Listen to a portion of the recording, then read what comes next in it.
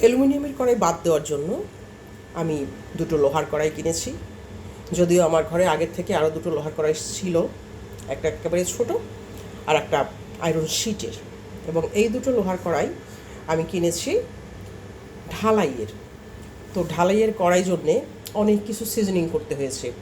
প্রথমে জাস্ট 2 দিন ডুবিয়ে রেখেছি জলে, তারপরে তুলে মাটি লেপেছি, মাটি লেপে সেটা শুকিয়েছি, শুকিয়ে নিয়ে তার বাদে সেই কড়াইয়ে কচু গাছ কুচি কুচি করে কেটে তা সিদ্ধ করেছি।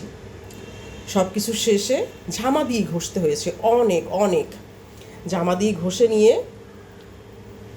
পরে ধুয়ে আজকে হলো এটাকে আমি গ্যাসের উপরে প্রথম দিলাম। রান্না করতে গিয়ে কি বলবো, এত অসাধারণ লেগেছে, কোনো জিনিস পুড়ে যাচ্ছে না। আবার হলো তেল অনেক কম লাগছে। আর আর একটা যেটা হলো যে এত সুন্দর করে গলে যাচ্ছে, ডালটা ফুটে গেছে একেবারে খুব তাড়াতাড়ি।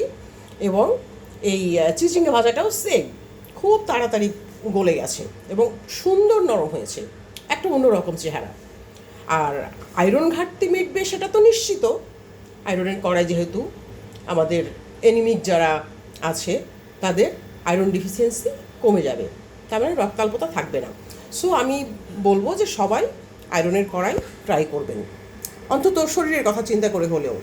আর অ্যালুমিনিয়ামের যে বিষাক্ততা, ওটা অ্যালুমিনিয়াম ইউটেন্সিলস ইউজ করলে শরীরে একটু একটু করে হলেও হয়, যার জন্য সাইড এফেক্ট আছে।